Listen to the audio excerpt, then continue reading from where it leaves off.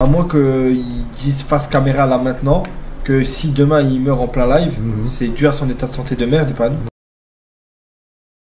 Les gens ils vont s'en prendre à nous alors que c'est dû à tes 46 ans de vie minable. Dis face caméra que si demain tu meurs sur scène, c'est dû. Ben oui, comme Dalida a dit. Les gars, vérifiez si JP respire premier degré, ça fait flipper. Super. Ah, super.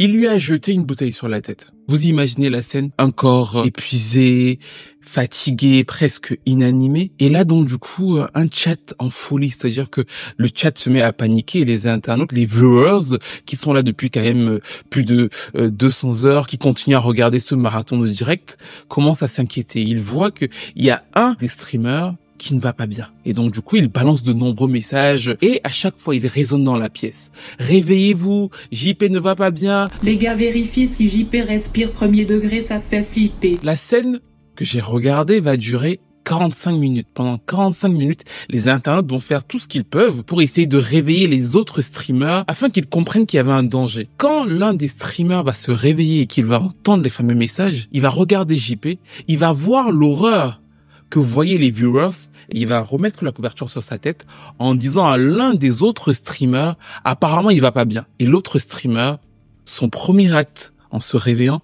va être de prendre une bouteille et de la lui jeter sur la tête. Super.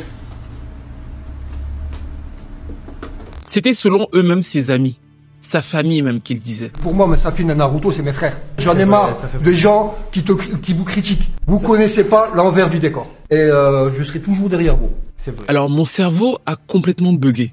404 errors. Je ne suis même pas sûr que cette vidéo sortira à l'heure où je vous parle. Je suis même pas sûr que je la terminerai. J'étais censé tourner une vidéo tranquille sur une chanteuse R&B, Jamelia, et je suis tombé sur cette histoire et ça m'a profondément remué, mais au plus profond de moi. Et je pense que la majeure partie des gens qui avaient cliqué sur cette vidéo avaient partagé le même sentiment que moi, parce que JP n'était pas une star, c'était pas forcément un artiste à analyser, c'était pas un homme qui était censé changer le monde, mais le fait que l'affaire prenne autant d'ampleur aux États-Unis, en Inde, en Espagne, qu'autant de gens la racontent et qu'autant de gens soient horrifiés, c'est qu'elle nous amène quand même sur les travers de l'âme humaine, le harcèlement, qui est un sujet qui me touche profondément, vous le savez, la déshumanisation à l'extrême.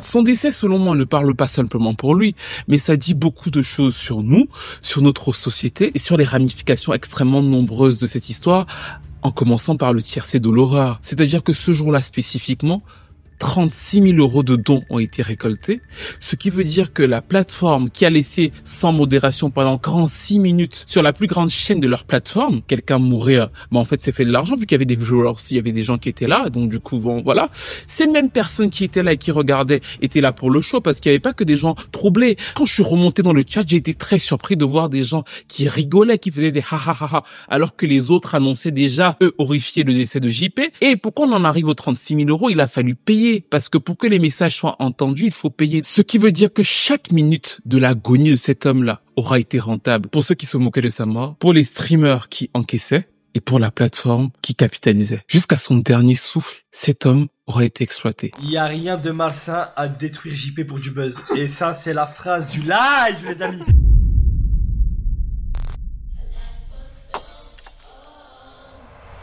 Où est passée l'humanité ? C'est une question un peu banale, mais c'est la question qu'on va se poser tout au long de cette vidéo. Ce sera peut-être un peu notre trame narrative. C'est-à-dire qu'à chaque fois, on va essayer de retrouver l'humanité et constater son absence quand il n'y en a pas. C'est-à-dire que l'homme principal dont on parle dans cette vidéo, à savoir Jean Portmanov, Raphaël Gravin, est un homme d'une quarantaine d'années qui se lance sur les réseaux sociaux. En commençant par TikTok, ensuite il passe sur Twitch, il fait des discussions animées, ensuite il est aidé par un autre streamer qui s'appelle TK78 et progressivement, donc du coup, il finit par décider en 2023 de rejoindre la plateforme Kik. En rejoignant cette plateforme Kik, il trouve aussi un autre collectif qui s'appelle le collectif Local et qui est donc composé de Naruto et de Safin. Tout part de là et selon les témoignages de plusieurs proches de JP, en fait, il semblait être une personne plutôt influençable, vulnérable. Certaines disent même qu'il pouvait avoir quelques fragilités cognitives et psychologiques qu'on aurait pu exploiter. Un homme timide, curieux, droit et généreux, c'est le souvenir que garde Nicolas de Raphaël Graven. Les deux hommes ont passé 7 ans dans le même service de l'armée. C'était quelqu'un de très gentil. Après, il était trop gentil. S'il lui restait 5 € pour vivre et que vous étiez en galère, qu'il fallait 5 €, il était prêt à vous les donner. Mais le problème derrière, c'est qu'il était extrêmement influençable. Quelqu'un d'un peu manipulateur ou de pervers narcissique pouvait prendre le contrôle sur lui assez facilement. En tout cas, c'est ce qui va tout de suite être fait, parce que il ne va pas participer simplement à un jeu, il va participer à un théâtre. Sur toutes les vidéos que j'ai vues, les lives remettent en scène à chaque fois la même chose, à savoir un ou plusieurs dominants, une ou deux personnes fragilisées, et dans ce cas précis, il y avait JP et un autre homme qui lui est reconnu effectivement diminué mentalement et qui s'appelle Koudou et qui pour le coup est encore vivant, et un public, une foule numérique qu'on appellera folle de rage qui encourage tout ça. Ils mettent en scène en fait une relation entre dominants et dominé. Dans les faits, c'est pas quelque chose de nouveau. C'est-à-dire que on sait que l'être humain est fasciné par ce genre de relations, les jeux de cirque à Rome, les combats d'esclaves, les humiliations publiques. Ce qui rend les faits extrêmement graves, c'est le fait que ce soit banalisé sur Internet et que le public ne se contente pas que de regarder. Le public choisit les épreuves, les humiliations. Après, je le fais plus, voilà. Ça y est. Je peux même mettre 100 €, après je le fais plus, je vais dormir. Aïe, aïe, aïe, aïe, aïe. Tenez, je l'exécute. Ça fait mal à moi. Pourquoi? Parce que c'est eux qui payent. Et selon Naruto, il pouvait se retrouver à plus de 80 000 € par mois simplement en dons du public qui regardait ça. Je gagne entre 80 000 et 100 000 €, je crois que je fais des têtes. Là, tout à l'heure, j'étais en train de manger un homard entier, 135 €. Les humiliations, les noms des jeux, question pour un Golemon, question pour un Kotorep, et tout ce genre de choses s'inscrivent toujours dans cet univers où effectivement JP est le soumis, la strangulation, les pieds sur la tête et tout, et les autres sont les dominants. Jamais ça ne s'inverse, jamais on pourrait se dire que bah cette fois-ci on va mettre les deux autres streamers en soumis et JP en dominant. Ça ne se fait jamais dans ce sens-là. Et vous pourriez vous dire d'un coup, oui mais du coup les spectateurs qui regardent ça, ce sont des fous, ce sont des total sadiques. Et c'est là où, de façon générale, alors c'est pas une défense, mais l'esprit humain l'explique, c'est-à-dire que en général, quand les gens regardent ce genre de choses, d'ailleurs on l'a vu avec la stan culture, quand ils se mettent dans un rapport de domination, effectivement ils vont s'identifier aux deux principaux streamers en tant que dominants, parce qu'effectivement le fait de voir les autres être humiliés, rabaissés, ça leur donne aussi cette impression de correspondre à l'image dominante. Mais dans le même temps, et c'est là où ça devient super malsain, ils vont développer une sorte d'empathie malsaine pour le soumis ou les soumis. Parce que malgré tout, pour que le jeu puisse fonctionner, il faut que le soumis soit là. C'est-à-dire que les stans de Nicki Minaj, par exemple, aussi violents qu'ils puissent être avec les rappeuses qui semblent menacer le trône, ils ont besoin qu'elles soient là pour que le combat puisse s'installer. Et là, je vois déjà certains peut-être me dire, oui Stevie, mais tu vois, c'était un homme de 40 ans, toi-même tu as dit qu'il était militaire, il aurait peut-être pu essayer de dire non s'il était vraiment contre tout ça. Et d'ailleurs, c'est l'argument qu'on voit chez pas mal de ces viewers qui sont interviewés à la télé, qui disent oui bon en fait on regardait ça et on aimait beaucoup JP, s'il voulait pas il aurait pu dire qu'il aimait pas ça. Certains disent qu'ils l'ont rencontré dans la rue et que voilà il était tout à fait consentant, voilà il disait que il voulait rester là-dedans. Des fois je regardais un peu comme ça, c'est assez rigolo à regarder, mais maintenant on pourra plus le voir quoi. Et en fait je vais vous dire quelque chose qui va peut-être vous surprendre, mais ce n'est absolument pas contradictoire. Ce n'est pas parce que quelqu'un reste et accepte de rester dans un environnement malsain pour elle ou humiliant pour lui qu'il ne souffre pas. Maman, comment tu vas coincer pour un moment avec son jeu de mort? Je pense que là ça va trop loin, elle a dit. J'ai l'impression être séquestré avec leur concept de merde. C'est de pire en pire, je te plains mon fils, si je les appelle ça va barder. Wow. Oui, c'est bon, on me marre, je ne veux me barrer, autre il veut pas, il me séquestre. Oui, de toute façon je vais me barrer de ce concept. Tu as vu pour qui ils me font passer. C'est-à-dire qu'hormis le fait qu'ils puissent avoir des fragilités psychologiques et cognitives comme on a pu le voir, la plupart des êtres humains, beaucoup d'êtres humains qui n'ont même pas ces fragilités-là, peuvent rester dans un environnement où effectivement sont maltraités. Pourquoi? Parce qu'effectivement dans ce genre de cas, le système comme on vient de le voir fonctionne de telle sorte que la violence et la gratification se mêlent. C'est-à-dire que on te maltraite mais tu as un statut, c'est-à-dire que j'ai vu que des enfants venaient le saluer dans la rue, il y avait des viewers qui lui donnaient de l'attention pour des gens qui n'ont pas souvent reçu de l'attention, de l'amour ou qui parfois peuvent souffrir de solitude. Ça peut être une sorte de gratification même si à l'intérieur ça les fait souffrir. C'est-à-dire que c'est profondément pervers. Plusieurs fois fois, j'ai essayé de le contacter et quelqu'un me répondait.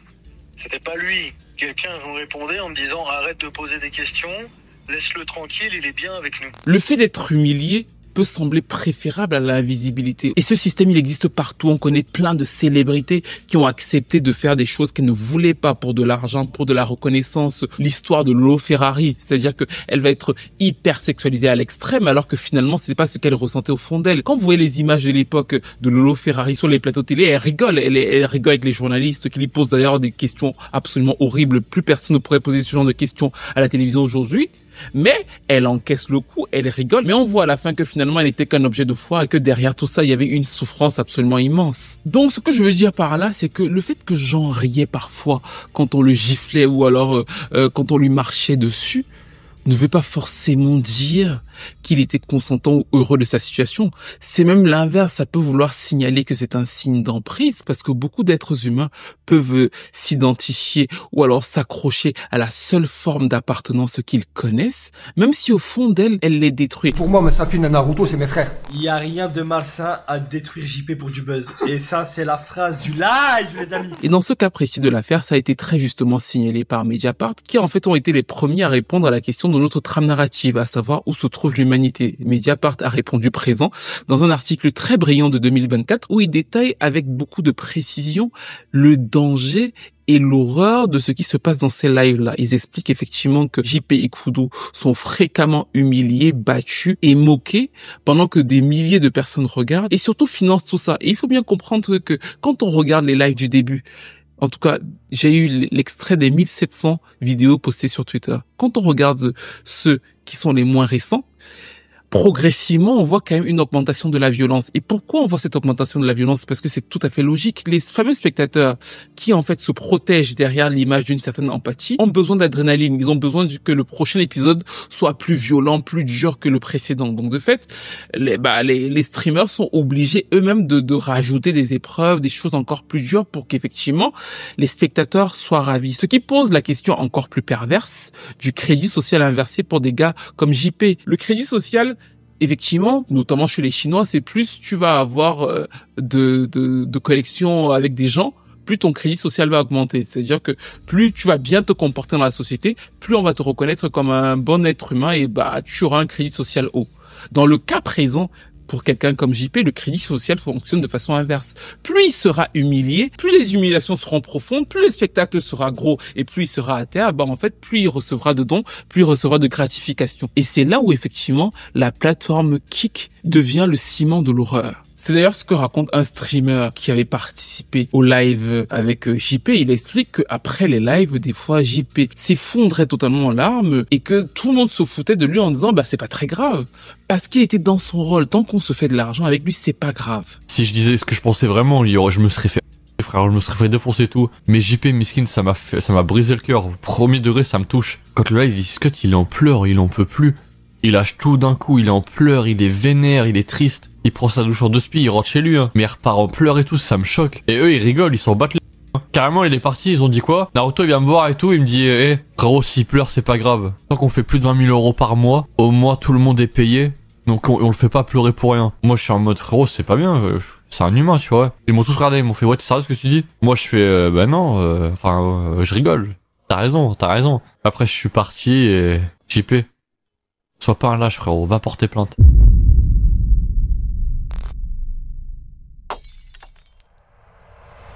Alors, quand j'étais étudiant en journalisme, il y a une expérience qu'on avait vue qui s'appelait l'expérience de Milgram. C'est un psychologue au début des années 60, juste après les procès de Nuremberg, justement, parce qu'on voyait cette partie-là. Il y avait beaucoup de nazis qui expliquaient que oui, en fait, j'ai fait toutes ces horreurs. Pourquoi? Parce qu'effectivement, on m'a donné l'ordre de le faire. Et en fait, du coup, il a essayé de tester l'âme humaine. Il a essayé de tester les recoins jusqu'où l'être humain peut aller lorsqu'une autorité lui donne le go pour le faire. Il a mis en place une espèce de schéma, c'est-à-dire que il y a un élève qui est assis, il y a un enseignant, et à chaque mauvaise réponse de l'élève, l'enseignant est censé lui envoyer une décharge électrique. L'élève, c'est un acteur. Donc du coup, à chaque fois qu'il reçoit une décharge électrique, il exagère le truc et tout. Donc du coup, il fait savoir à l'enseignant que ça ne va pas. Mais l'expérience est faite de telle sorte que à chaque fois que l'enseignant où la personne représentante de l'enseignant veut arrêter, un individu en blouse blanche vient lui dire « L'expérience n'est pas terminée, il faut continuer ». La majeure partie des gens vont passer les 300 volts et je crois que c'est 15 volts à chaque fois. Donc du coup, les 300 volts, ça veut dire qu'ils vont entendre la douleur de l'élève plus de 20 fois, parce qu'à chaque fois, ils mettent une décharge électrique. Donc, en fait, ils sont capables d'aller jusque-là parce que l'autorité leur dit que l'expérience se continue. Certains d'entre eux tremblent, certains d'entre eux le font en tremblant. Et 65% d'entre eux vont atteindre les 450 volts environ. Ça veut dire quoi? C'est la dose mortelle. Et ils sont conscients que c'est la dose mortelle et ils y vont quand même. Pourquoi? Parce qu'on se rend compte à la fin de l'expérience que des individus tout à fait ordinaires peuvent commettre des actes tout à fait horribles. Quand il y a un cadre légitime qui les incite, à savoir l'expérience, en fait, ouais, du coup, c'est légitime. Point 2, en fait, ils sont désengagés, c'est-à-dire que ce n'est pas moi, c'est l'ordre qu'on me donne, donc en fait, je peux le faire. Il y a une sorte de délégation. Et le troisième point, c'est fait par petites doses. Et c'est là où, effectivement, la responsabilité de Kik dans l'affaire de JP est mise en exergue. Parce qu'en fait, le premier point, c'est la plateforme. Sur plusieurs autres plateformes, malgré tout, comme YouTube ou encore Twitch ou encore Instagram, ça aurait été extrêmement difficile de voir ce genre de contenu être mis en exergue. Sur Kik, effectivement, la chaîne de JP est devenue leur poule aux œufs d'or. C'était la chaîne la plus vue de la plateforme. Donc, de fait, ils ont basé leur marketing sur le côté où on est beaucoup plus libre. En fait, on montre beaucoup plus de choses. On peut aller beaucoup plus loin. Et le simple fait que sur une plateforme, en fait, il y ait moins de censure et moins de modération, ça donne déjà l'idée aux personnes qui sont sur la plateforme qu'on est légitime d'aller jusqu'à un certain point. Le simple fait donc que les gens sont capables de voir ça de façon quotidienne, que les lives soient là, que la plateforme l'entretienne, que JP est géré de Kik, il fait de la pub, du merchandising pour la plateforme. Et justement, prenons quelques secondes, vous et moi, pour regarder les fameuses publicités qui ont été diffusées sur Kik. C'est-à-dire que on voit JP sur les images, mais bizarrement, il est pas en mode DG, il est pas en mode voilà, pour la pub on l'a apprêté et tout. Non, on a retraduit les images de ce qu'il est en live, le côté soumis, les joues creuses, le visage fermé, assombri. C'est vraiment la petite victime qui est là qu'on a remis en image pour que les gens achètent. Pourquoi? Parce qu'effectivement, c'est ce que les gens qui regardent les lives de cette chaîne-là aiment. Et donc, du coup, comme ils regardent les lives de cette chaîne-là et qu'ils aiment ça, c'est intéressant pour la plateforme de refaire son merchandising sur cette image-là. Mais en le faisant, qu'est-ce qu'ils font? En fait, ils confirment l'effet de Milgram, c'est-à-dire qu'ils donnent une légitimité à ce contenu qui est déjà diffusé sur leur plateforme et ils donnent aussi une légitimité à ce fameux rôle de domination et de soumission qui est déjà le pilier de l'attraction de cette chaîne. Partant de là, effectivement, les viewers peuvent être totalement déresponsabilisés parce qu'ils se disent que, en fait, si la plateforme autorise, c'est que c'est plutôt pas mal, on n'a pas trop à s'en vouloir. Et il peut aussi y avoir ce petit effet des ébullitions sociales, c'est-à-dire que ce petit truc où on pourrait accepter de voir quelque chose sur Internet qu'on ne voudrait pas voir dans la rue. Donc de fait, ça va renforcer ce que moi je vois comme étant une déshumanisation de JP et contrairement à ce qui est affirmé, on voit que dans plusieurs des extraits qui sont diffusés sur Internet, des fois, il est pas content. Il se rebelle, il dit que c'est un peu trop pour lui. Est-ce que tu as déjà été triste après un live? Oui. Ouais. Cette tristesse a duré plus de 24 heures. Oui. Est-ce que JP, tu restes uniquement au local pour l'argent? Ouais. J'en ai une deuxième. Si tu pourrais partir, tu partirais. Ouais. D'ailleurs, dans les 3 derniers jours de sa vie, lors du fameux marathon de 10 jours, il dit à plusieurs reprises qu'il veut aller à l'hôpital, on le frappe et tout, il est fatigué, il le dit. J'ai mal là, tu sais, je le sens plus là. Maintenant mon visage, je le sens plus. Non. Pour de vrai? Non, tu vas mourir. Bon écoute, j'ai fait un AVC, ça cause aucun. On voit aussi dans plusieurs autres extraits que des fois, il veut partir, il veut se barrer de la maison et directement les streamers reviennent sur leur rôle de dominant en disant s'il se barre là, on reprend les clés de la maison, tout est fini pour lui. JP là il a bougé, il est parti. Je veux que tu récupères les clés de l'appartement, de la voiture, qui paye le loyer qui manque et il peut partir. Il peut se mettre au bord de la route, manger. Il s'est levé, il a pas assumé le défi, c'est une grosse pute. Tu récupères les doubles clés et puis il rentre chez sa mère là. Sa mère essaie d'intervenir et encore une fois, elle se fait rembarrer par les streamers très méchamment en live devant les internautes. Toi, fais ce que tu veux, mon fils. Ok, moi.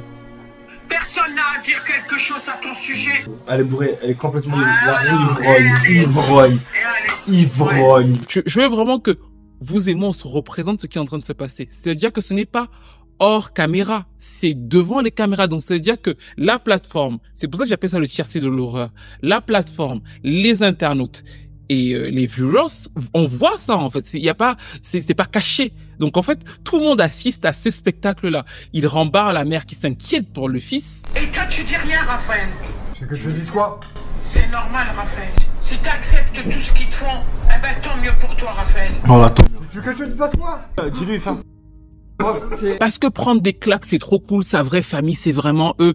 Et je vais par exemple vous montrer le dos de JP il y a 3 semaines, alors qu'il joue au paintball.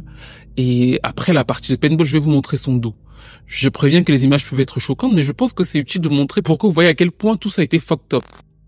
Vous voyez bien que à aucun moment un homme qui sort de ça après avoir joué ne peut se sentir bien de le refaire.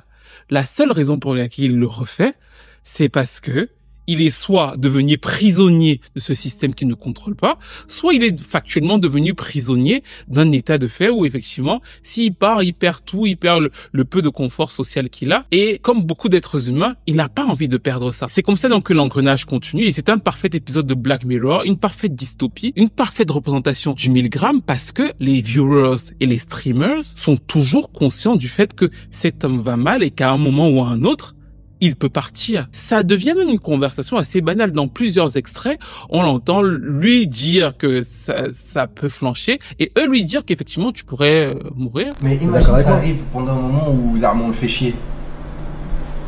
Pendant une tiroïde. Pendant une tiroïde. Et je le sais, il meurt. Parce que c'est aléatoire. Il meurt dans mes mains. Mais tu sais, ça peut arriver à n'importe quel moment. Imagine, ça finit une tiroïde et t'as ça peut arriver à n'importe qui aussi. Il y a un extrait dans lequel un viewer s'appelle, il demande, s'il décède pendant qu'on fait tout ce qu'on lui fait là, qu'est-ce qui se passe? Il dit, en fait, on partira en légende, on va fermer la chaîne YouTube et nous deviendrons des Michael Jackson, Mais imagine, quoi. Si demain il se passe une dinguerie, bien évidemment, je pense que mentalement on supprimer la chaîne. Sera tous impactés, ouais, je pense, hein. Je pense on supprime la chaîne. Je pense on part en héros, on partira sur nos masterclass. Quand j'ai vu ça, je me suis dit que les créateurs de contenu, on est tous en train de devenir fous à cause d'Internet. Dans un autre extrait encore que vous avez peut-être vu, en fait, eux-mêmes se posent la question entre streamers, mais lui, s'il lui arrive quelque chose, comment on va faire s'il décède en plein live et tout. Et on lui demande encore une fois là, on remet la faute sur la victime de dire que oui, non, mais c'est ta santé de merde. Et dit devant la caméra que si t'arrive quelque chose, en fait, c'est pas de notre faute. Les gens, ils vont s'en prendre à nous, alors que c'est dû à tes 46 ans de vie minable. Dis face caméra que si demain, tu meurs sur scène, c'est dû. Ben oui, comme Dalida a dit. S'il m'arrive quelque chose en live, c'est mon entière responsabilité, mais pas maintenant. Et je pense que cet extrait est peut-être l'extrait le plus gravissime de tous. Parce que là, à ce moment précis, tout le monde avait compris, qu'ils avaient tous compris, aussi bien la plateforme, vu que l'extrait n'a pas été censuré, que les viewers, que les streamers, que sa santé était fragile, qu'il pouvait à tout moment partir, mais personne ne s'est dit, on peut arrêter les jeux, on peut arrêter de l'humilier comme ça, on peut lui permettre de faire des pauses, parce qu'il demande des pauses, on peut lui accorder non, on s'est dit, c'est notre bête de foire, s'il accepte d'être humilié jusqu'au bout, parce qu'il a pas trop le choix, on va continuer à l'humilier, et à la fin, vu qu'il a dit dans la vidéo que c'était pas notre faute, ce sera pas notre faute. Et effectivement, peut-être même, et c'est la chose la plus cynique, c'est que je pense que, vu que finalement cet homme décède de cause, l'autopsie est encore en cours à l'heure où je fais cette vidéo, mais moi, j'ai la vague impression que vu qu'il meurt et que personne ne le touche et qu'il meurt en live, il se pourrait effectivement que on puisse dire à la fin qu'il n'a pas été directement violenté par qui que ce soit pour décéder. Mais la perversité de l'histoire n'est pas là, la perversité de l'histoire, et c'est pour ça d'ailleurs que je trouve salutaire que plusieurs investisseurs, dont Drake, aient décidé de s'éloigner de Kick pour le coup, c'est-à-dire que le plus grave est le fait que on ait toute une chronologie d'êtres humains qui exploitent pour leur propre plaisir un autre être humain que eux-mêmes jugent déséquilibré. Et ça, c'est pas moi qui le dis, c'est leur jeu qui montre que ils pensent qu'il est inférieur à eux. Après, je le fais plus, voilà. Ça y est. Je peux même mettre 100 €, après je le fais plus, je vais dormir. Aïe, aïe, aïe, aïe, aïe. Donc du coup, ils installent un climat de harcèlement sur notre être humain, prévoyant que cet être humain est fragile et peut mourir à tout moment, et attendant qu'il meure pour se dire que en fait, s'il est mort, c'est pas notre faute. S'il était d'accord pour qu'on le maltraite, c'est tant pis pour lui. Ah non, mais c'est mort alors. Il y a rien de malsain à détruire JP pour du buzz. Et ça, c'est la phrase du live, les amis. Merci pour cette intervention. JP, lui, pensait avoir trouvé une famille, quelque chose où il était valorisé. Ce que ça nous a montré, c'est qu'il n'était qu'un petit business pour eux. Non, la merde, c'est ce que vous avez pendu. En 1979, vous avez pendu une merde. Et du contenu. Je n'aurais jamais imaginé que la disparition d'un streamer m'aurait autant touché. Que ce soit pour moi, ma femme et mes enfants, leurs vidéos étaient notre rituel du soir. J'ai des vidéos de mon fils. À chaque fois que mon fils de 2 ans voyait JP à la télé, il était heureux. J'entends encore la voix de mon fils. Papa, regarde JP bagarre. Sa disparition est dévastateur. Bon, en fait, c'est le message qui dit dévastateur, dévastatrice. Bon. Je pense que comme moi, vous voyez maintenant beaucoup de messages qui passent sur Internet de viewers ou d'anciens viewers qui témoignent de leur affection pour JP, de leur choc, de leur tristesse. Et effectivement, dans cette vidéo, j'ai pris le temps de vous expliquer que leurs réactions sont tout à fait légitimes, c'est-à-dire que ce qu'ils disent est réel. Par contre, sur le fond, en fait, c'est juste parce qu'ils ont subi ou alors voulu subir une distorsion de la réalité. C'est-à-dire que ils ont tellement réussi à le déshumaniser dans le système dans lequel ils étaient sur Kik que pour eux, effectivement, oups, il est mort. Ils se sont pas rendus compte que les abus qu'il a pu subir au cours de ces dernières années ont pu, encore une fois, on attendra la fin de l'enquête, ont pu précipiter son décès. Ils appliquent un schéma à JP qu'ils n'auraient pas appliqué pour leurs enfants ou encore moins à eux-mêmes. C'est-à-dire qu'on voit par exemple que l'un des 2 streamers a porté plainte pour harcèlement 24 heures après le décès de JP, chose que je comprends peut-être dans un sens.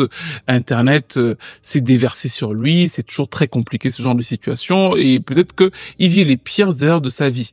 Mais la chose qui me paraît bizarre, c'est que quand tu passes 2 ans à harceler, parce que c'est ce que c'est pour moi, un homme sur Internet, physiquement, voilà, même si après tu estimes que c'est ton pote et tout, physiquement en tout cas, à répétition, c'est une sorte de harcèlement. Ouais. Lâche-moi, attends. Lâche-moi! Je suis pas pour le terme de dire karma parce que je ne crois pas forcément à ça, mais en tout cas, la personne qui a créé le harcèlement, ou en tout cas qui l'a entretenu, est bien d'abord le streamer. Et je parle sur des faits tout à fait factuels. C'est-à-dire que le deuxième point pour moi qui est très important dans cette affaire, c'est que j'ai vu une streameuse qui expliquait qu'à plusieurs sessions, elle a rencontré JP et que il y avait des enfants de 12-15 ans qui étaient parmi ses fidèles abonnés. Et ils voulaient tous prendre des photos avec lui, comme ce monsieur qui nous dit que son enfant de 2 ans regardait les lives de JP. Et là, franchement, je pense que c'est un problème sociétal. Parce que je ne peux pas comprendre, franchement, je perds même mes moyens, je ne peux pas comprendre qu'on laisse des enfants de 12 à 15 ans regarder ça. Alors, moi, quand j'avais 12 ans, je regardais plein de choses interdites, je ne suis pas un enfant parfait.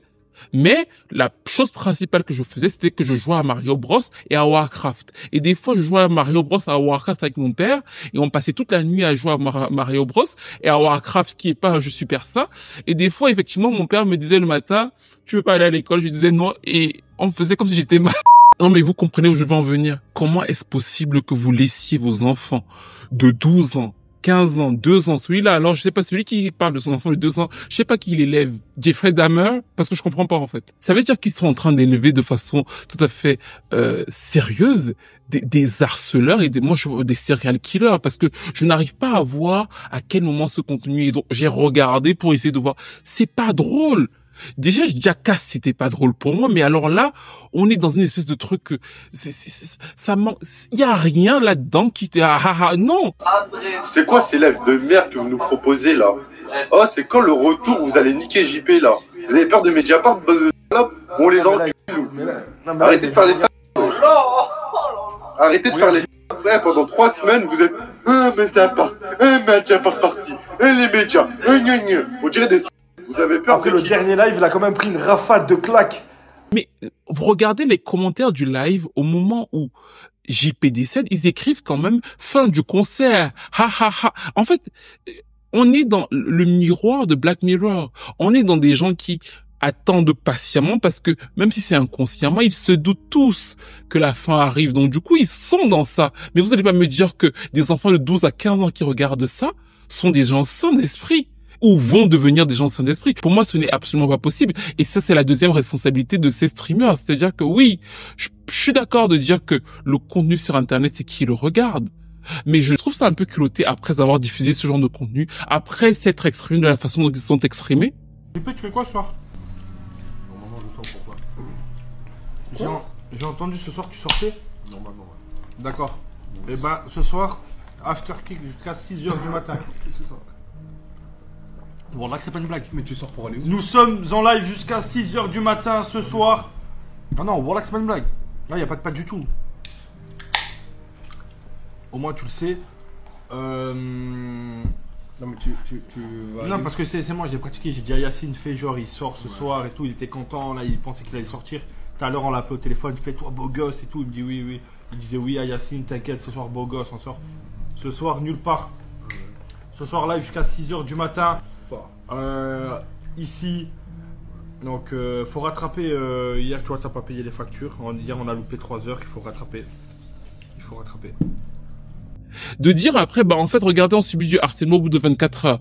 Parce que quand même, ces enfants qui regardaient leur contenu, pour moi, sont des harceleurs en puissance. Fucking idea.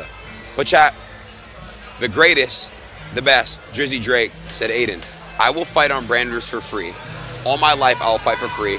I want to fight Eddie and you fight BJ. On voit d'ailleurs que Drake est choqué parce que il a refait un autre commentaire dessus sur Instagram avec des vidéos de ce qui se passait et il ne comprend même pas le français. C'est-à-dire que sans comprendre le français, il s'est dit mais c'est vraiment horrible, c'est effroyable. Comment est-ce qu'on a pu laisser passer ce truc pour du divertissement? Parce que ça ne l'est pas. Protégez vos enfants. Regardez ce qu'ils font sur Internet, ce qu'ils regardent sur Internet. Je ne vous dis pas de leur interdire d'aller sur Internet parce que ce serait complètement débile, mais regardez-les, écoutez-les, écoutez ce qu'ils vous disent et essayez aussi de comprendre leur langage non-verbaux parce que ça aussi c'est très important. L'autopsie de JP a révélé, au moment où je tourne cette partie de la vidéo après la première partie, qu'il était mort de cause naturelle, ce qui franchement ne devrait pas vous surprendre ni me surprendre. C'est d'ailleurs pour ça que j'avais axé la vidéo sur le déni d'humanité et le harcèlement, cette espèce de cruauté qu'on a pu, selon moi en tout cas, observer. C'est qu'il y a urgence à sortir de ce Far West numérique dans lequel on est aujourd'hui et à s'interroger sur avant tout la responsabilité des auteurs présumés, enfin des auteurs des vidéos, je veux dire, de ceux qui ont participé à ce type de contenu parce que Raphaël Graven, sur cette chaîne, subissait ce qui semble être des humiliations, de la violence. Donc une enquête est en cours depuis l'article de Mediapart qui est sorti le 13 décembre. Dès le 16 décembre, il y a une enquête qui a été mise en cours, elle ira au bout. En revanche, sur le plan légal, ça m'a toujours paru extrêmement difficile de lier les deux parce qu'il est mort effectivement en live, encore une fois, et qu'il n'y avait pas eu un coup fatal menant directement à ce décès. Maintenant, on a toutes sortes de causes parallèles qui ont mené à ça. C'est d'ailleurs pour ça qu'on a commencé cette vidéo avec la fameuse chanson de Kelly Rowland. Vous savez, dans la chanson de Kelly Rowland qui s'appelle Stole,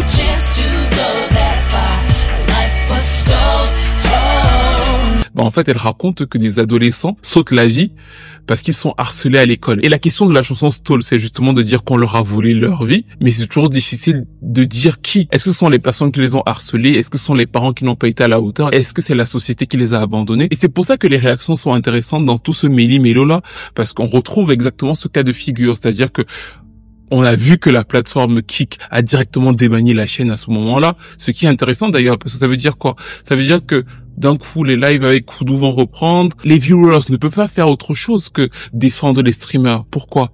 Parce que s'ils ne défendent pas les streamers, c'est comme un pacte dans le crime de l'Orient Express. C'est-à-dire que finalement, au moment où ils se diraient « Oh mon Dieu, c'est horrible, on est responsable, qu'est-ce qui s'est passé sur la chaîne ?» Si quiconque d'autres tiercés réalise l'horreur, ça voudrait dire qu'il y a participé. Donc du coup, le cerveau et le système est fait de telle sorte que chacun des axiomes minimise l'horreur et le reporte sur le harcelé qui finalement voulait que ça arrive ou alors aurait pu décéder autrement. D'ailleurs, il y a une scène qui m'a frappé.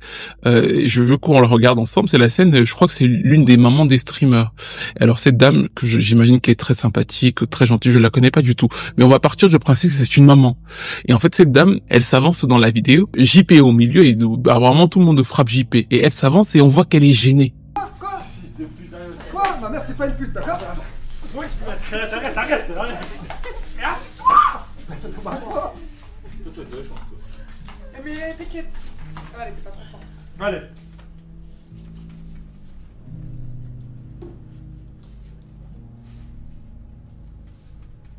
On voit que son cerveau, quelque part, s'est dit « Ah, c'est un peu bizarre quand même que ces gens-là foutent des baffes à ce gars. » Mais finalement, comme tout le monde l'encourage, elle y va et elle fout sa baffe. La question que je vais vous poser, parce que je suis sûr que si on pose la question à cette dame, elle va dire « Moi, j'aimais beaucoup JP. Vraiment, c'était quelqu'un de cool, on rigolait ensemble. Lui aussi m'aimait beaucoup. » Pourquoi elle l'a fait? Elle l'a fait parce que c'était l'engrenage Elle voulait être cool. C'est exactement comme dans les cours de récré. Elle voulait être cool. Mais la grosse tristesse de l'affaire, c'est que tous ces gens-là voulaient être cool. Ils se sont entendus pour l'être. Ils n'ont pas perçu que lui aussi, ce fameux JP, aurait voulu être cool. Il aurait voulu qu'à un moment donné, on arrête de lui donner des baffes et on lui dise juste que, tu peux rester comme tu es et tu mériterais d'être avec nous.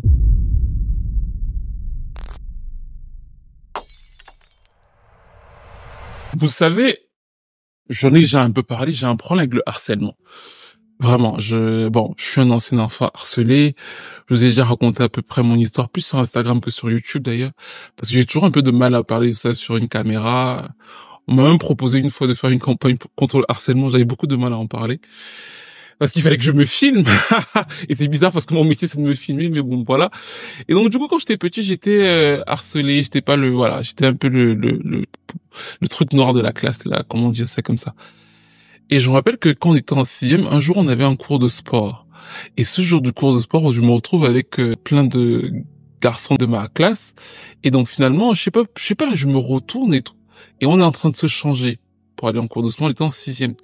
Et il y a un des garçons, du coup, qui prend mes vêtements et les autres m'arrêtent et il retire mon caleçon.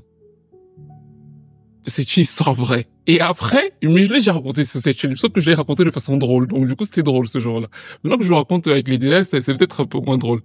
Et donc du coup, quand il fait ça, un des mecs prend tous les vêtements et il se met à courir dans le truc de sport. Et moi, je m'énerve. Et donc, du coup, qu'est-ce que je fais? Je me mets à le suivre. Donc, je cours pour aller chercher mes vêtements. Et donc, j'ai jamais oublié cette histoire. C'est-à-dire que je me vois toujours en train de courir derrière lui. Alors, j'ai eu plein de trucs. Mais ce truc où je cours derrière lui nu pour récupérer mes affaires. Et après, le prof de sport me voit en train de... Enfin, ça m'a traumatisé. Je crois que pendant très longtemps, j'avais très très honte de revenir en cours parce que je trouvais que mon humiliation était encore pire que tout, vu que tout le monde m'avait vu nu. Mais bon, en fait, c'est une des raisons d'ailleurs pour lesquelles j'aime beaucoup Craig David, c'est moins pour sa musique que pour ce qu'il a vécu quand il était petit que je dis que c'est mon jumeau.